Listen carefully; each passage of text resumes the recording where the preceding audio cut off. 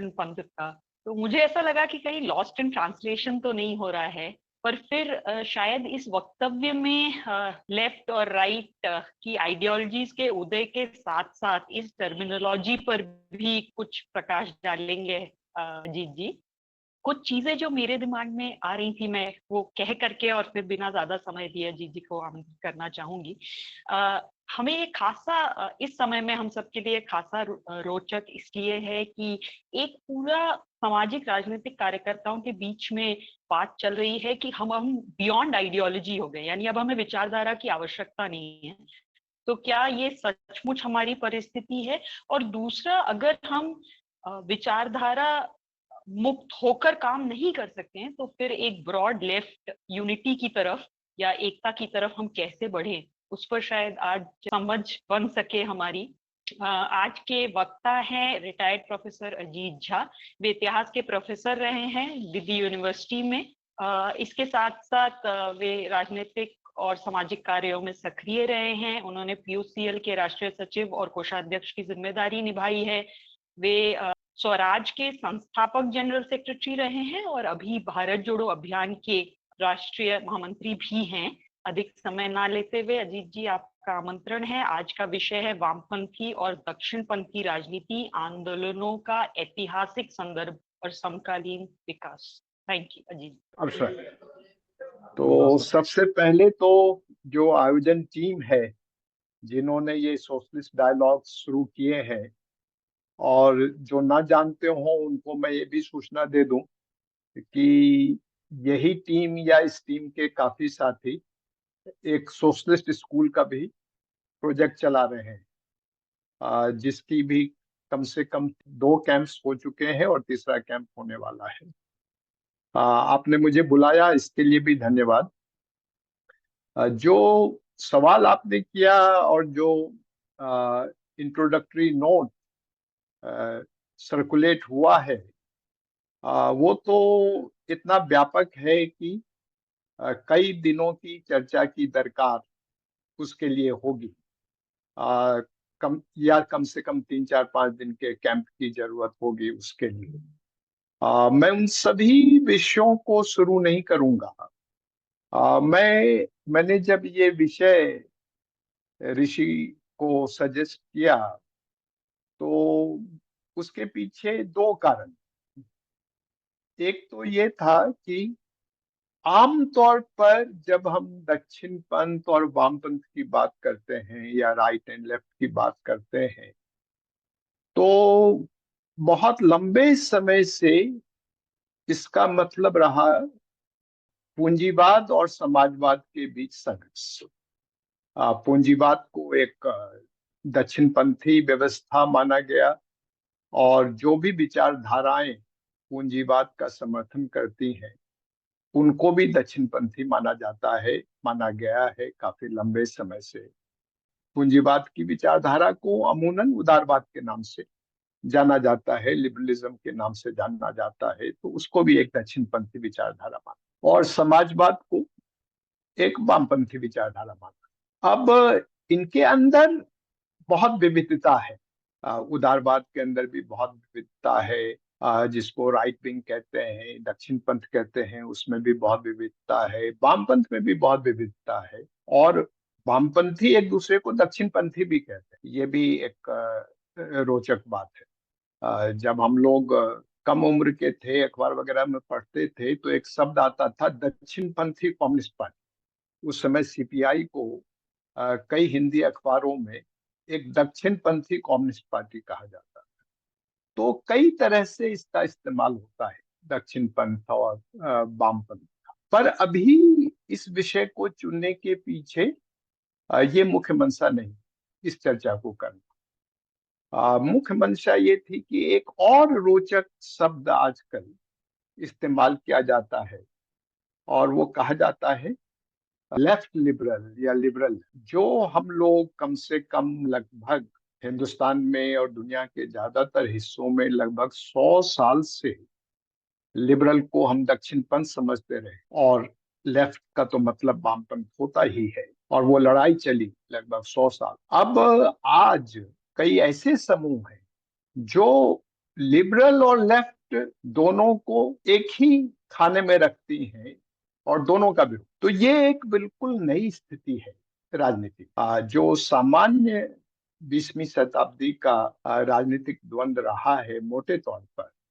कुछ अपवादों को छोड़ करके, उससे ये अलग स्थिति। ये द्वंद्व भी कुछ समय के लिए होगा, कुछ समय में बीत जाएगा, या लंबे समय तक रहेगा, ये कहना मुश्किल है। इसलिए ये जो दक्षिण पंथ है, जो उदारवाद को भी वामपंथ समझता है, उस दक्षिण पंथ को समझना जरूरी है। क्योंकि हमारी अधिकांश बहसें, अधिकांश विमर्श और हमारी जो थ्योरीज हैं, वो दक्षिण पंथ और वामपंथ को पूंजीवाद और समाजवाद के हिसाब से ही परिभाषित करती है। और इसमें एक इतिहास का छात्र होने के नाते आपके साथ मैं ये साझा करना चाहूंगा कि जब दक्षिण पंथ और वामपंथ ये पद राजनीति में और विचार में प्रचलित हुए, उस समय भी लिबरल और लेफ्ट को एक माना जाता और मिल करके दक्षिण पंथ से उनकी लड़ाई थी और दक्षिण पंथ उनसे लड़ा। तो ऐतिहासिक तौर पर जिसको हम दक्षिण पंथ कहते हैं, आधुनिक राजनीति को मोटे तौर पर फ्रांस की क्रांति के साथ जोड़ा जाता है और फ्रांस की क्रांति के दौरान ही संसद के सीटिंग अरेंजमेंट के हिसाब से कहा जाता है कि जो दाहिनी तरफ बैठे उनको दक्षिणपंथी कहा गया, जो बाईं तरफ बैठे उनको वामपंथी कहा गया।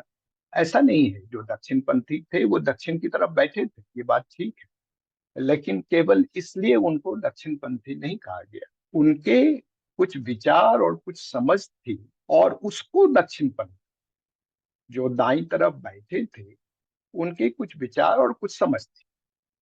और वो मसला क्या था? वो मसला ये था कि जो लोग भी, जो राजशाही व्यवस्था थी और सामंतशाही व्यवस्था थी, उसको बदलना चाहते थे, उनको वामपंथी कहा। और वो सारे विचार जो राजशाही को और सामंतशाही को बदलना चाहते थे, उन सभी विचारों को उन सभी राजनीतिक प्रवृत्तियों को वामपंथी कहा। और उसमें उस समय के उभरते हुए पूंजीवाद के समर्थक थे। उस समय उस वामपंथ में पूंजीवाद के समर्थकों के साथ साथ जो उभरती हुई उदारवादी विचारधारा थी, लिबरलिज्म थे, उसके समर्थक भी थे। और जो समाजवादी विचारधारा तो कोई नहीं थी उस समय, लेकिन जो पूंजीवाद और उदारवाद से आगे की कुछ व्यवस्थाएं चाहते थे, वो भी उसमें शामिल।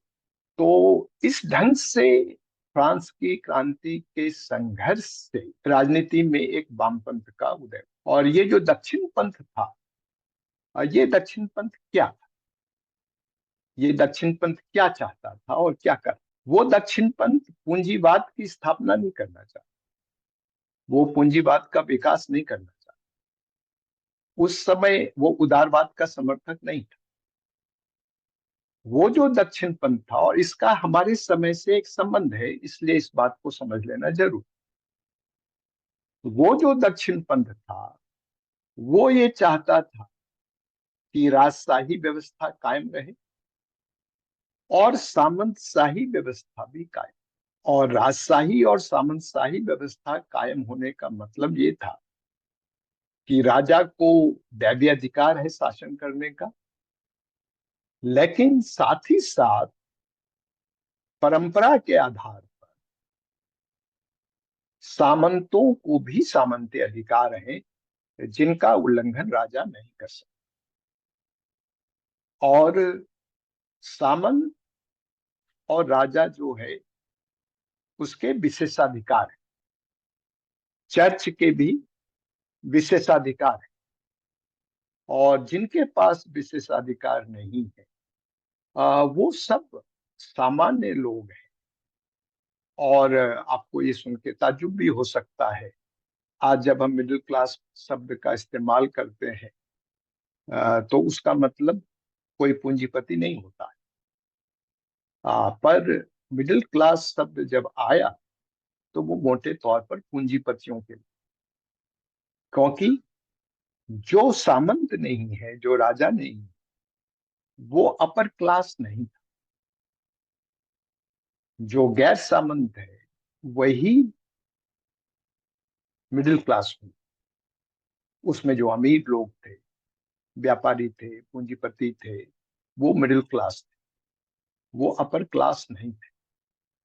और उनके पास पूंजी काफी इकट्ठी हो रही थी, पैसा काफी इकट्ठा हो रहा था, और उन्हें लग रहा था कि उनको वो सब हैसियत मिलनी चाहिए, बराबरी मिलनी चाहिए। तो उस संदर्भ में वो एक मिडिल क्लास का टर्म उनके लिए यूज होता था। तो जो पुरातन व्यवस्था को बनाए रखना चाहते, इसलिए क्रांति का जब विरोध कर रहे थे, तो क्रांति का विरोध करने की बुनियाद यही थी कि हमारी जो व्यवस्था है, जैसी व्यवस्था है राजशाही और सामंतशाही की, उसी को बना के रखना, उन्हीं विशेष अधिकारों को बना के रखना। इसीलिए राइट विंग की, जिसको शुरुआत कहते हैं, उसको कई बार रिएक्शनरी शब्द का इस्तेमाल होता है। इसको बाद में कम्युनिस्टों ने और वामपंथियों ने बहुत लूजली इसका इस्तेमाल किया, अपने किसी भी विरोधी को रिएक्शनरी कहना शुरू कर दिया, जो इसका मतलब नहीं है। रिएक्शनरी का मतलब ये है कि जो भी परिवर्तन सुझाए जा रहे थे, उनमें से किसी भी परिवर्तन को मानना नहीं है, और पुरानी व्यवस्था जैसी है वैसे ही उसको बरकरार रखने की कोशिश करना।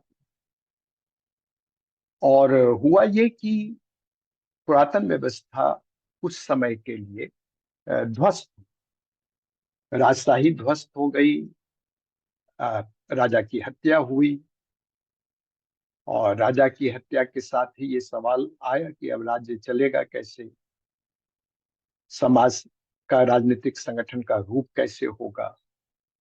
तो उसी परिस्थिति में एक किसी न किसी किस्म की प्रतिनिधि सरकार, लोगों के वोट के द्वारा चुनी गई सरकार, और ये जो नया राजनीतिक समाज है, ये नया समूह है, फ्रांस कल तक दुनिया के अन्य हिस्सों की तरह एक राजा का राज्य, लेकिन जब राजा नहीं है और फ्रांस है और फ्रांस के लोग हैं और उनकी एक राजनीतिक व्यवस्था है, तो वो फ्रांस क्या है। तो इसी परिस्थिति में राष्ट्र की अवधारणा का भी उदय हुआ, और लगभग 25 साल तक राजशाही और सामंतशाही को उन्होंने खत्म करके रखा। लगभग यूरोप के सभी राजा एकजुट हो गए फ्रांस की इस क्रांति को खत्म करने के लिए। सबके साथ फ्रांस की लड़ाई, जिसमें बहुत लंबे समय तक फ्रांस खुद ही हमलावर था और वो लड़ाइयां जीतता रहा। लेकिन आखिरी फेज में 1814-15 में फ्रांस की बुरी तरह हार हुई, और जो फ्रांस के भागे हुए सामंत थे, राजशाही परिवार थे, और जो दूसरे राजशाही परिवार थे, इन सब ने मिलकर के फ्रांस में राजशाही को फिर से स्थापित कर, और ऐसा लगा कि रिएक्शन जीत गया है। ऐसा लगा कुछ समय के लिए रिएक्शन जीत गया है, लेकिन ऐसा हुआ नहीं। जो परिवर्तन की शक्तियां थी, और मैं बार बार इस चीज को याद दिलाना चाहूंगा, उन परिवर्तन की शक्तियों में उदारवाद की शक्ति भी थी, और पूंजीवाद की शक्ति, और लोकतांत्रिक शक्तियां भी थी, शहरी मध्यम वर्ग की शक्ति भी थी, किसानों की भी शक्ति थी। ये सारी शक्तियां थी। जो वामपंथ था वो केवल उदारवाद के द्वारा अभिव्यक्त नहीं हो रहा। उदारवाद से अलग कई तरह की लोकतांत्रिक विचारधाराएं भी अस्तित्व में आ रही थी उस दौर में। अ, कुछ हद तक समाजवादी विचारधाराएं अस्तित्व में आ रही उस समय। और ये इन सब का मोटे तौर पे एक संयुक्त मोर्चा था, जो संयुक्त मोर्चा पुरातन व्यवस्था के साथ टकरा रहा, बार बार टकरा। इसलिए रिस्टोरेशन के बाद भी, 1815 के बाद भी अलग अलग जगहों पर क्रांति का दौर, परिवर्तन का दौर चलता रहा। और दो कह सकते हैं आप, बड़े वेव्स कहते हैं, बड़ी लहरें क्रांति की 1830 और 1848 में आई, जिसमें 1848 की क्रांति बहुत व्यापक क्रांति। उस क्रांति में कुछ समय के लिए कई सारे यूरोपीय राज्य, जो राजाओं के राज्य थे, वो खत्म हो गए। हालांकि सब, लगभग सब, फ्रांस के अलावा ज्यादातर जगहों पे वो सारे राज्य फिर से वापस आ गए। लेकिन वो एक महत्वपूर्ण पड़ाव था जिसमें ये स्पष्ट हो गया कि पुराने ढंग से राजशाही और सामंतशाही को चलाना संभव नहीं। राजशाही को रखने वाले और सामंतशाही को रखने वाली ताकतें बहुत, लेकिन उनको ये लगा कि नहीं, अब इस ढंग से हम शासन में नहीं रह पाएंगे। जनमत का एक महत्व है, उभरती हुई पूंजीवादी व्यवस्था का एक महत्व है, और इसके साथ अगर हम कुछ तालमेल नहीं बिठाएंगे तो फिर हमारा बचना बिल्कुल मुश्किल हो जाएगा। हम सेना की मदद से, सैनिकों की मदद से सत्ता में आ गए हैं फिर से, पर सत्ता में कब तक बने रहेंगे, ये एक मुश्किल सवाल है। तो 1789 में उन्हें लगा था कि एक बार कोई दुर्घटना हो गई, कुछ कुछ संजोग हो गया, कुछ एक्सीडेंट हो गया।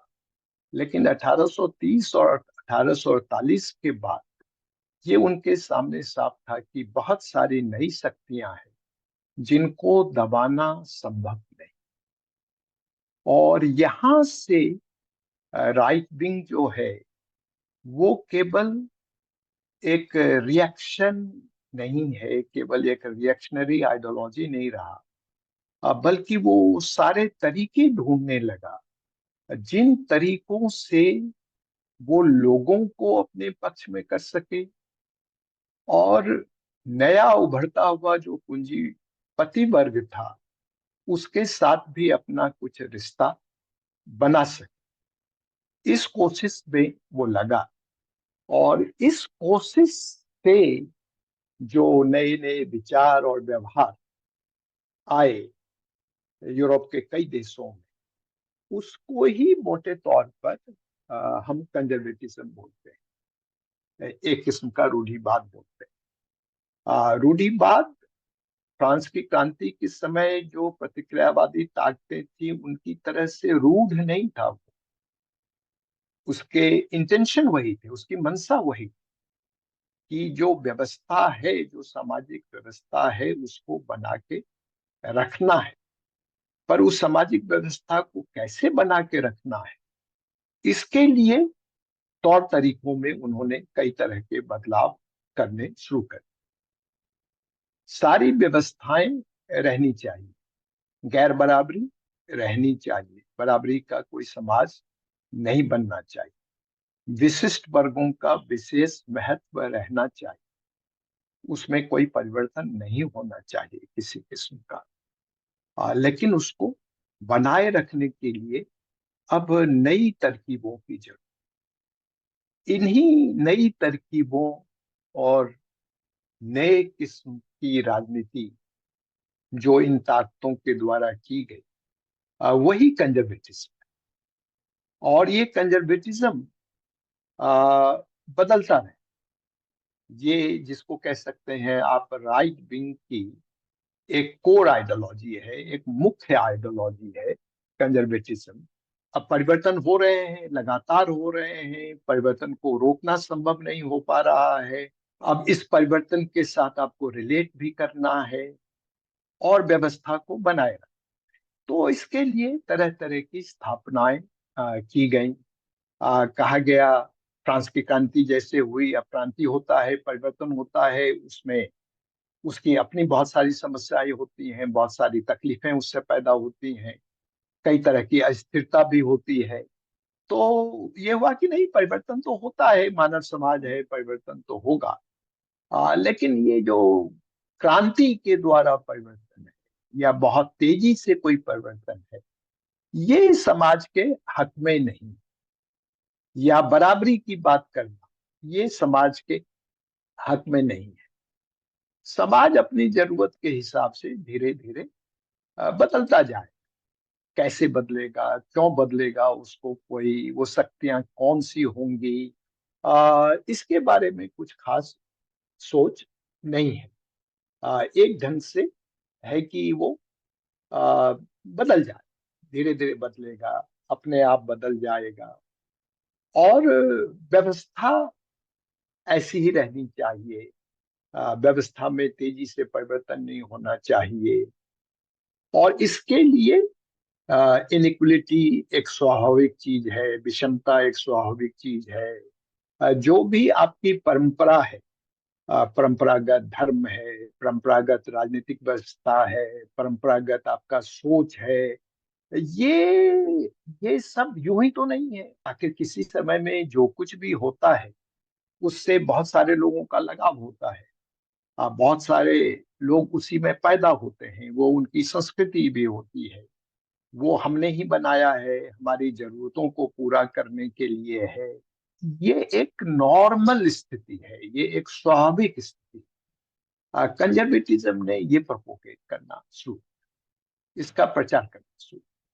लेकिन साथ ही साथ अपनी इस व्यवस्थावादी विचारधारा पर टिके रह करके जो चुनौती थी परिवर्तन की, जो उदारवाद के द्वारा, पूंजीवाद के द्वारा, लोकतांत्रिक आंदोलनों के द्वारा और उभरते हुए समाजवाद के द्वारा जो चुनौती उनको दी गई, उस चुनौती का मुकाबला करने के लिए कई किस्म के नए तौर तरीके अपनाए गए। और जैसे कहा गया कि नहीं, लोगों को इतना गरीब नहीं होना चाहिए, लोगों का इतना शोषण नहीं होना चाहिए।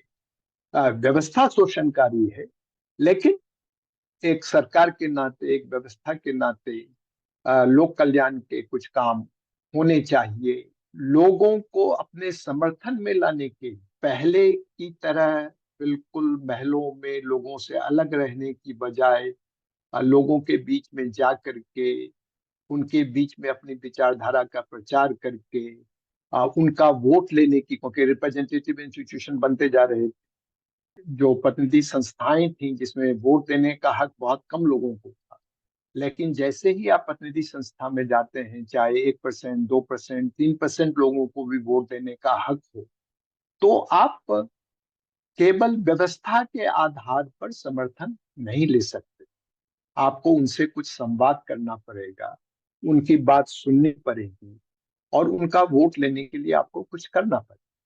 तो इस किस्म का एडजस्टमेंट और एडेप्टेशन जो है, वो कंजर्वेटिव्स की तरफ से किया गया। इस प्रक्रिया में धीरे धीरे पूंजीवाद के विकास के साथ जो बड़े पूंजीपति बनते जा रहे, उन बड़े पूंजीपतियों के साथ उनका सहकार और गठजोड़ जो है वो बढ़ता जा रहा है।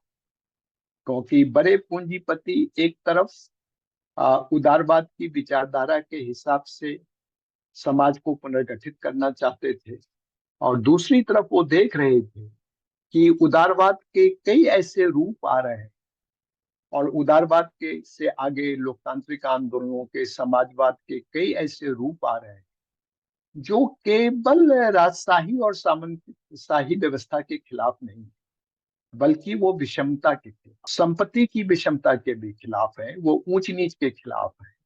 तो ये जो लोकतांत्रिक क्रांति होगी या समाजवादी क्रांति होगी, वो केवल राजशाही सामंतशाही तक नहीं रुकेगी, वो पूंजीवाद के भी खिलाफ जाए।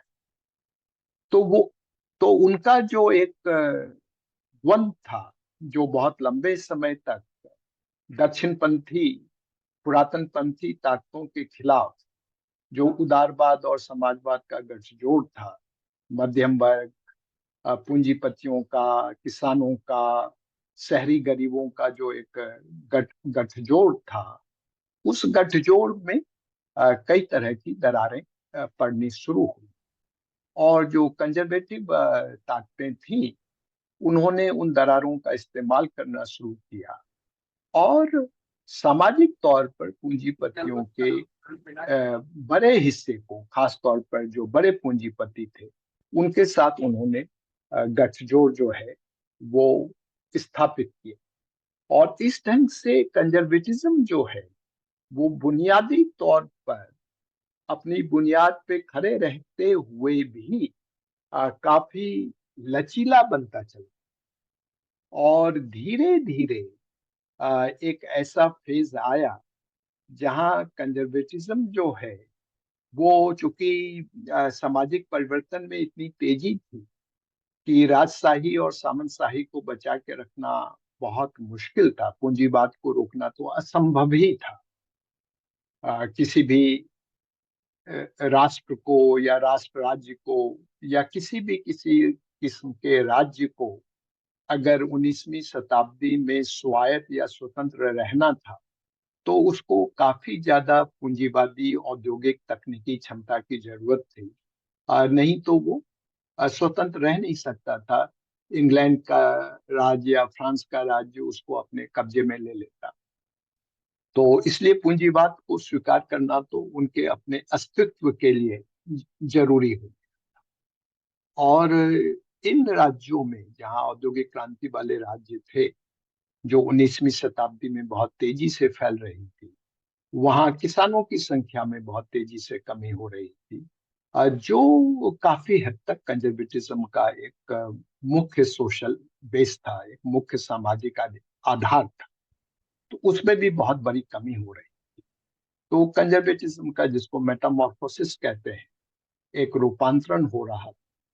और एक आप कह सकते हैं कि वो एक इस्टेब्लिशमेंट, जिस इस्टेब्लिशमेंट में पूंजीपति जिसका एक बहुत बड़ा हिस्सा थे, उस इस्टेब्लिशमेंट की पार्टी और विचारधारा वो बनते जा रहे हैं।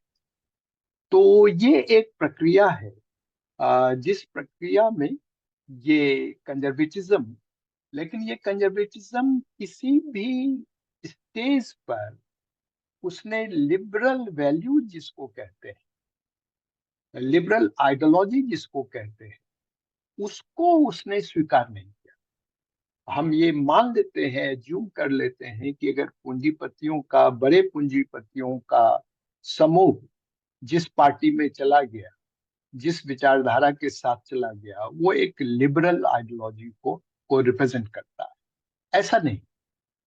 पूंजीपति ऐसे कई पार्टियों में, कई विचारधाराओं के साथ रहे हैं जो उदारवादी विचारधाराओं से उनका कोई संबंध नहीं रहा है किसी किस्म।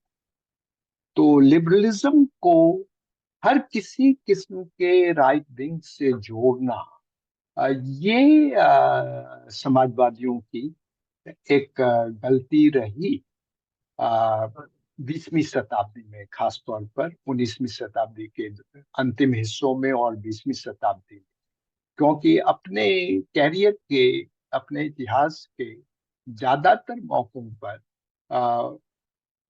काफी लंबे समय तक उदारवाद और समाजवाद ने विचारधारा के स्तर पर काफी कॉमन स्पेस को शेयर किया है। उनमें काफी कॉमनलिटी है, काफी समानता है। इसीलिए लिबरल लेफ्ट को गाली देने का, उसको डिस्क्रेडिट करने का, उस पर हमला करने का इस वक्त एक मुहिम जो है वो चल रही। और ये पहली बार नहीं चल। जो कंजर्वेटिज्म है उसने उभरते हुए पूंजीवाद के साथ समझौता किया। जो नेशनलिज्म उभर रहा था उसका भी अपने लिए इस्तेमाल किया। और जो रिप्रेजेंटेटिव इंस्टीट्यूशंस उभर रहे थे, उनको भी उन्होंने माना कि इस समय की जरूरत है और इसके साथ हमें कुछ न कुछ एडजस्टमेंट करना है। ऐसे भी कुछ समय आए इंग्लैंड में, खासतौर पर 19वीं शताब्दी में, जब मतदान का अधिकार बढ़ाने के लिए कंजर्वेटिव्स ने कदम उठाया, क्योंकि उन्हें लगा कि इससे उनकी राजनीतिक ताकत बढ़ेगी, क्योंकि वो पॉलिटिकल कंपटीशन में आ। तो कंजर्वेटिव होते हुए भी जो उदारवाद, पूंजीवाद, लोकतंत्र से जो प्रक्रियाएं बन रही थी, उनके साथ एडजस्ट करने की उन्होंने कोशिश की। लेकिन जो 20वीं शताब्दी में, जिसको हम फासीवाद और नाजीवाद कहते हैं, और जो राइट विंग का आप कह सकते हैं एक रिएक्शनरी फेज है, एक कंजर्वेटिव ट्रेंड है, और एक तीसरा ट्रेंड जिसका जिक्र मैं अभी कर रहा हूं और जो अभी हमारे लिए बहुत महत्वपूर्ण है, जिसको कई बार काउंटर रिवॉल्यूशनरी, प्रतिक्रांतिकारी कहा जाता है। Reactionaries were those who wanted to remain things as it is, and they were opposed to revolution.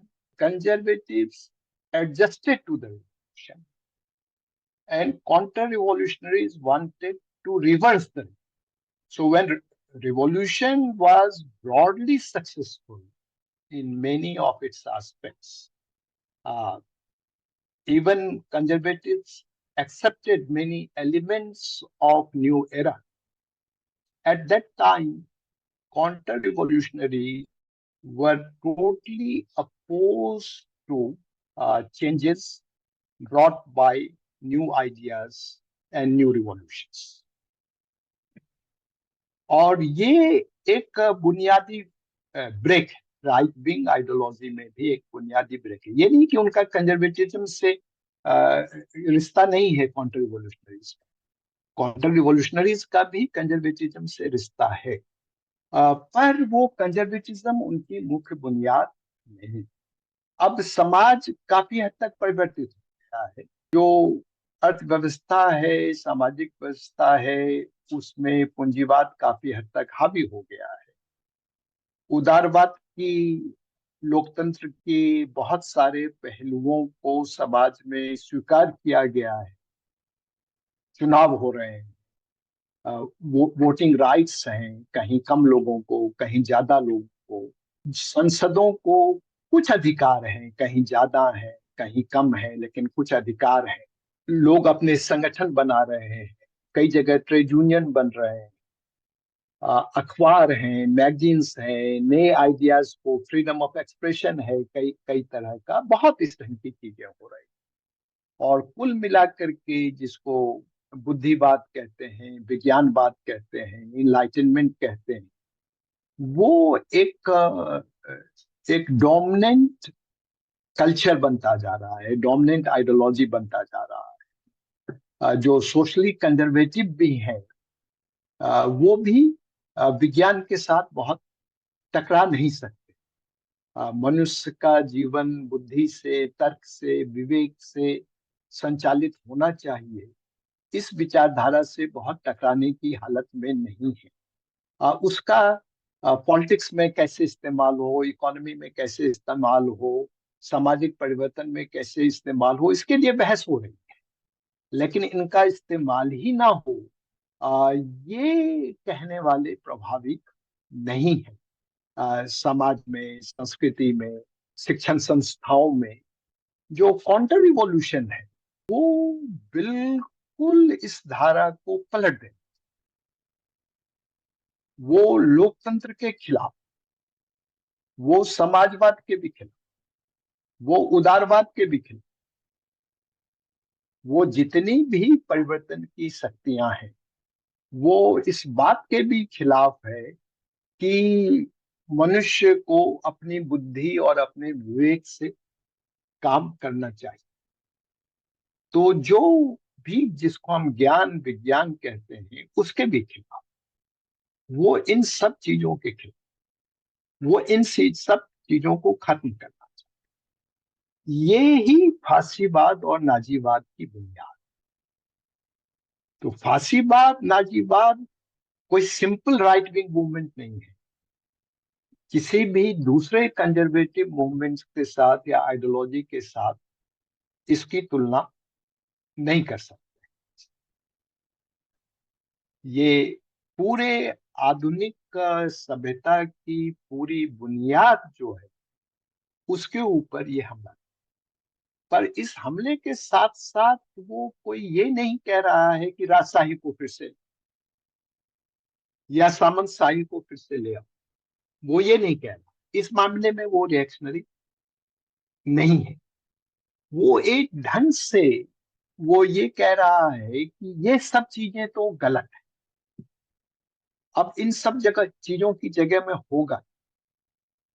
तो वो कई तरह के विकल्पों की बात करते हैं, जिसमें से किसी भी विकल्प के पीछे कोई सुचिंतित विचार नहीं, सिर्फ कुछ भावनाएं। आप परेशान हैं, परेशानी रियल है, महंगाई बढ़ रही, महंगाई आपकी रियल है। जर्मनी में महंगाई बहुत बढ़ रही थी, वो महंगाई आपकी रियल है। अरे महंगाई आपकी इसलिए है क्योंकि देखिए ये विदेशी जू लोग यहाँ रहते हैं, ये सूदखोर हैं, इन्होंने आपके लिए महंगाई। अब इसका सच्चाई से कुछ लेना देना, लेकिन आप पूरे समाज को एक समूह के खिलाफ भड़का रहे। आपने खुद से एक लड़ाई लड़ी, अपने अपनी महत्वाकांक्षा के कारण लड़ाई लड़ी, उस लड़ाई में आप बुरी तरह से हार गए। अब जब आप हार गए तो आपके ऊपर कुछ, जैसे उस जमाने में हर हारी हुई शक्ति के ऊपर कठोर शर्त लागू किए जाते थे, जर्मनी के ऊपर भी लागू किए गए वो कठोर शर्त। अब आप लड़ाई हार गए, वो लड़ाई आपने जिस ढंग से लड़ी, जितने लोगों के खिलाफ लड़ी, वो लड़ाई आप कभी जीत नहीं सकते थे, जो बाद में सेकेंड वर्ल्ड वॉर में भी जो साबित हुआ। लेकिन आप ये कहेंगे, जैसे हमारे यहाँ भी एक इतिहास लेखन की परंपरा है कि हम मानते नहीं है कोई लड़ाई हम हारे हैं। हम ये कहते हैं कि हम इसलिए हार गए क्योंकि हम सच्चे थे, वीर तो हम ज्यादा, रणनीति भी हमारी ज्यादा अच्छी थी, लेकिन लड़ाई हम इसलिए हार गए क्योंकि हमारे सामने जो था वो धोखेबाज, उसने हमको धोखे से हरा दिया, या हमारे अंदर कुछ लोग थे जिन्होंने हमसे गद्दारी कर दी, इसलिए हम हार गए। तो आप हार को मानोगे नहीं तो उस हार से निकलने का कोई रास्ता भी आपको मिलेगा नहीं। तो जैसा जर्मनी में नाजी लोगों ने किया, लड़ाई हारे हुए थे, अब कहते थे नहीं नहीं जर्मनी नहीं हारा, हम नहीं हारे। ये जो कम्युनिस्ट हैं, ये जो सोशलिस्ट हैं, ये जो लिबरल हैं, ये असल में देशद्रोही हैं। इन्होंने जानबूझ के हमको लड़ाई हरवा दी। तो प्रॉब्लम्स रियल है, आप लड़ाई हारे हैं, ये रियल प्रॉब्लम है। महंगाई है, ये रियल प्रॉब्लम है। बेरोजगारी है, ये रियल प्रॉब्लम है, ये रियल रियल। पॉलिटिकल एजिटेशंस होते हैं, उससे कई बार बहुत तरह की दिक्कतें हो, ये रियल प्रॉब्लम्स। लेकिन इन रियल प्रॉब्लम्स को ये किसी भी आधुनिक समाज में, परिवर्तनशील समाज में तरह तरह की समस्याएं आएंगी और उन समस्याओं का समाधान ढूंढना होगा। उसी से समाज आगे बढ़ सकता है, उसके अलावा कोई दूसरा तरीका नहीं। पर ये जो ताकतें थी, काउंटर रिवोल्यूशनरी ताकतें थी, उनका इसी ढंग का था कि ज्यूज की वजह से है, ये देशद्रोहियों की वजह से है, ये लोकतंत्र चूंकि है इसलिए है, क्योंकि लोगों को स्वतंत्रता है अपनी बात कहने का इसलिए प्रॉब्लम है। तो आप जो चीज अस्तित्व में है, अगर कुछ तकलीफ है तो आप उसको जोड़ दीजिए, जो भी चीज अस्तित्व में है उसके साथ आप जोड़ दीजिए। और इस तरीके से एक पूरी तरह से जिसको कहते हैं इरेशनल, उन्मादी विचारधारा, जिसमें न कोई विश्लेषण है न कोई समाधान है, केवल एक उन्माद है और लोगों की तकलीफ का इस्तेमाल करने की एक प्रवृत्ति है, उसके द्वारा सत्ता में आने की एक कोशिश, जिस लोकतंत्र को आप गाली दे रहे हैं, उसी लोकतंत्र का इस्तेमाल करके सत्ता में आके उस लोकतंत्र को खत्म करना, ये एक काउंटर रिवोल्यूशनरी टेंडेंसी है राइट विंग की। और ये राइट विंग जो है, जिसको हम लेफ्ट विंग समझते हैं, समाजवाद, केवल उस पर हमला नहीं करता है। ये मनुष्य के जीवन के जितने भी पक्ष हैं, बुद्धि से लेके, विवेक से लेके, जिसको एक सिविलिटी बोलते हैं, वो हर चीज के ऊपर हम। और जब भी एक साथ लेफ्ट लिबरल की बात हो, लोकतंत्र के खिलाफ की बात हो, तो हमको समझ आना चाहिए कि हम किस किस्म के राइट विंग का सामना करें। ये राइट विंग क्या है? ये राइट विंग वो नहीं है जिसको सामान्यतः हम राइट विंग समझते हैं। ये बिल्कुल एक अलग किस्म का राइट विंग है, और ये कंजर्वेटिज्म की ताकत को भी लेता है। इसलिए इसके साहित्य में कई बार राजाओं का गुणगान होगा, वो राजशाही को स्थापित करने की बात नहीं करेगा, लेकिन उसके जो प्रतीक पुरुष होंगे, जिन महान सिंबल्स का वो यूज करेगा, उसमें राजा, उसमें सामंत, उसमें पुराने जमाने के, पुराने संदर्भ के योद्धा, और कंजर्वेटिज्म का जो एक समाज में परिवर्तन से एक डर, परिवर्तन से जो असहजता होती है, उन सब चीजों का ये राइट विंग इस्तेमाल करता है। पर वो वहीं तक रुकता नहीं, वो हर तरह के हिंसा का, झूठ का, प्रोपोगंडा का, मास मोबिलाइजेशन का, इन सब का इस्तेमाल करता है। और उसकी नजर में जो आधुनिक परिवर्तन की जितनी भी शक्तियां हैं, बुद्धि विवेक से लेकर के, उदारवाद से लेके समाजवाद के जितने भी रूप हैं, उसके लिए सभी दुश्मन। तो ये एक राइट विंग का इस चेहरे से इस वक्त हम रूबरू हैं। और जब राइट विंग के इस चेहरे से हम रूबरू हैं, तो इतिहास में इस किस्म का राइट विंग पहली बार नहीं आया, ये पहले भी कई बार आया, भारत भारत में ही है, विश्व स्तर पे भी? विश्व स्तर पे। आ, और इस किस्म के राइट विंग के समय में लेफ्ट को हमें कैसे परिभाषित करना चाहिए, इसके बारे में हमको सोचना चाहिए। इस राइट विंग के सामने में जो लेफ्ट होगा, जो लेफ्ट अम्ब्रेला होगा, वो क्या होगा, उसमें किस किस के लिए जगह होनी चाहिए। आ, कुछ मायनों में वो स्थायी होगा, कुछ मायनों में वो सीमित समय के लिए। लेकिन इस राइट विंग के सामने में लेफ्ट विंग का क्या मतलब है, इसको हमें समझने की जरूरत है। सामान्यतः जिस ढंग से हम राइट विंग और लेफ्ट विंग को समझते हैं, वो समझ इस वक्त लेफ्ट विंग की राजनीति को, समाजवाद की राजनीति को आगे बढ़ाने में सहायक नहीं हो पाए। ये बात मैं कहना चाहता था मुख्यतः। इसीलिए इस विषय को मैंने सजेस्ट किया था। जो इंट्रोडक्टरी नोट है उसमें और बहुत सारी बातें हैं, उनके बारे में अलग अलग समय में चर्चा हो सकती है। तो आज के लिए इतना ही।